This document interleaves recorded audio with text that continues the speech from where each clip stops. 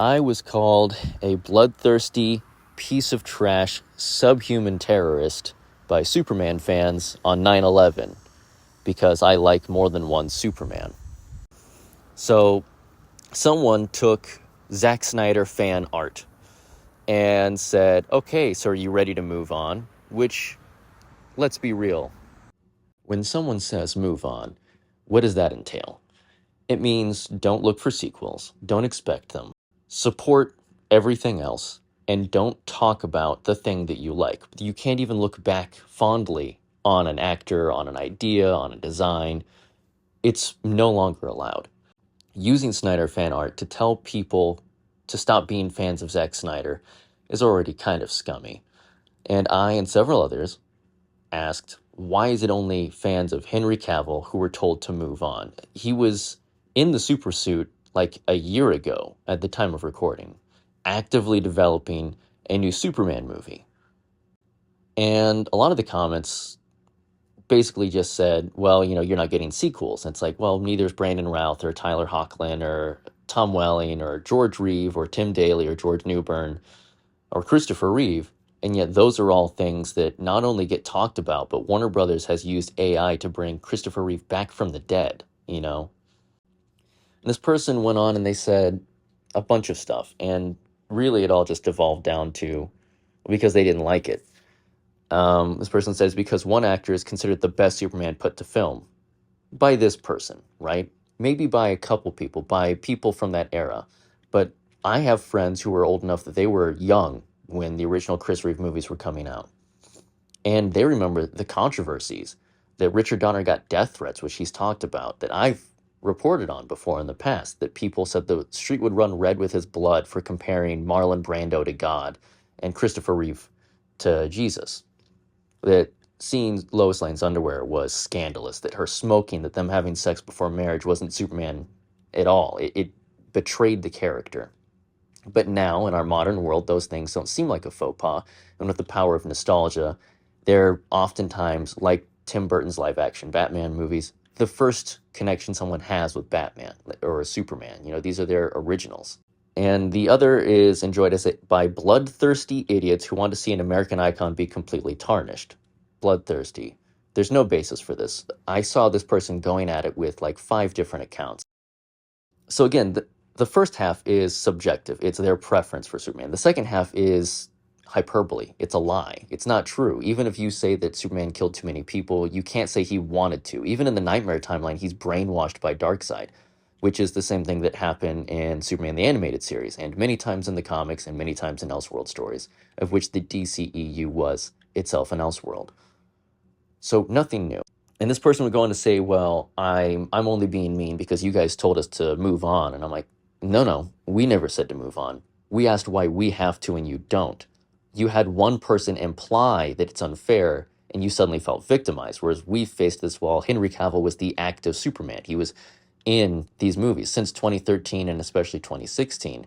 This has been the mentality of, well, it's time to give up, time to go back. Even if you keep Henry, he should act more like Christopher Reeve or Brandon Routh.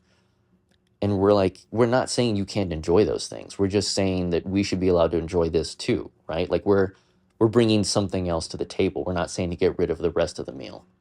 And this person, I repeatedly asked, why is it okay for you to tell people that they can't continue to enjoy something, but you can enjoy something that's far more dated and far less relevant to what's happening now? Like it's several decades more removed from the zeitgeist. And this person's response was, it's because one is a legitimate representation of the character. That's true. Christopher Reeve is a legitimate DC Comics approved, Warner Brothers funded, officially recognized version of the character.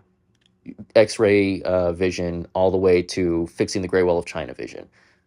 That's his continuity. It's canon there. And the other is illegitimate, not true. Warner Brothers funded it. DC Comics approved it. There were actually DC Comics tie-ins to the early DCEU movies even. And he stands against everything the character stands for. He stands for hope and rebirth and selflessness and charity and continuing to work and do the right thing even when it's difficult. And that's the most Superman thing you can imagine. And what it all boils down to is this person just didn't like a movie 11 years ago. And they've been using that as their excuse to bother people and harass people and insult people. And I even asked, like, what's going on? And they said, well, I've just had some bad encounters with Man of Steel fans. And at first I was like, hey, sometimes that happens. I've had bad experiences with Man of Steel haters, but we shouldn't blindly hate everyone who happens to share an opinion of someone else we've met that's bad. But come to find out, this person just lies. So it's a very fair chance that someone just said, actually, I prefer Hans Zimmer, and this person called him a fascist.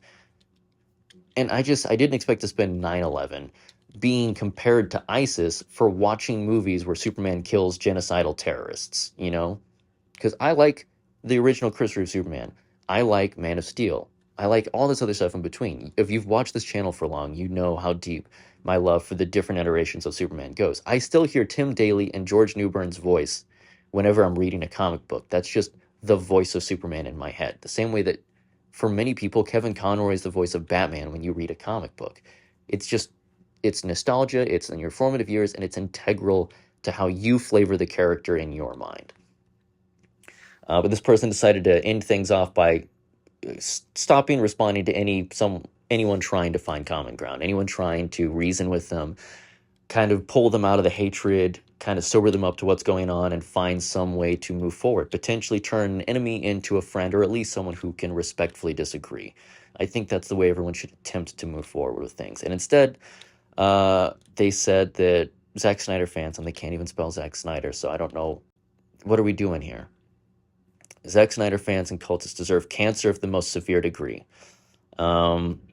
And then, of course, like, oh, I hope you have nothing but wet socks for the rest of your lives. It's always an ooh-woo, cutesy internet Tumblr joke afterwards, as if that somehow takes the edge off of wishing painful death on a whole bunch of people for enjoying a movie. Not even saying that you have to enjoy it or that you can't enjoy something else, but simply saying, no, you can't bully us out of this fandom, out of our joy. You cannot be cruel enough for us to stop finding happiness and hope in this story.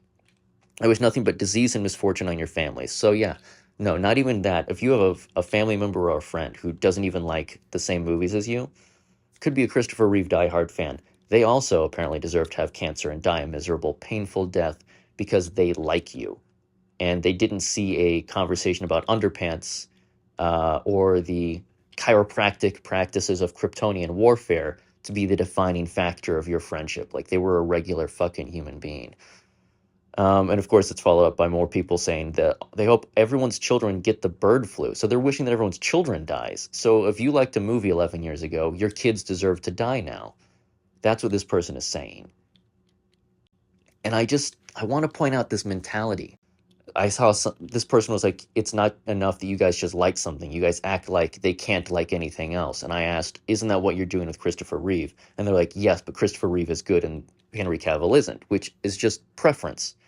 We literally have multiverse comics and animation and movies and TV shows where multiversal variants of Superman work together. They have differences in opinion. They have, differences in their ethos and their life stories, and they accept one another. In fact, this all started with a piece of art done by a Snyder fan where Henry Cavill saw David Cornbread and said, hey, go out there, slugger, go get him. And it was just trying to be positive and kind of reinforce a sense of unity of you can be a Christopher Reeve fan, a Brandon Routh fan, and so on.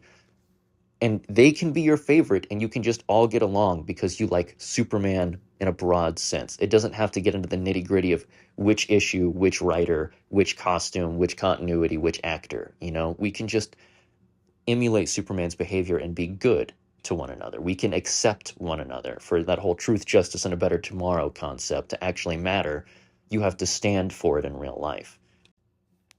I wanted to analyze this. I wanted to highlight this interaction because I find it is so strange and so toxic, and all while being completely disassociated with what they're doing. The claims they make of, you told me to move on.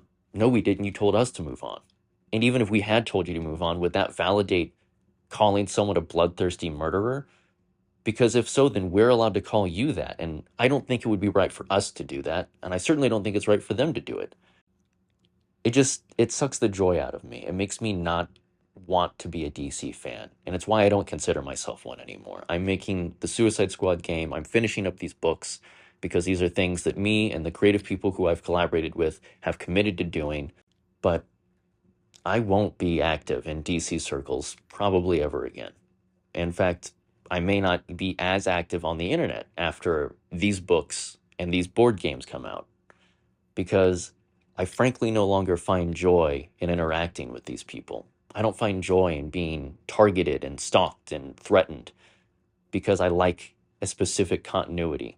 Not that I only like it, but that I include that in the things that I enjoy. Stay safe. It's rough out there.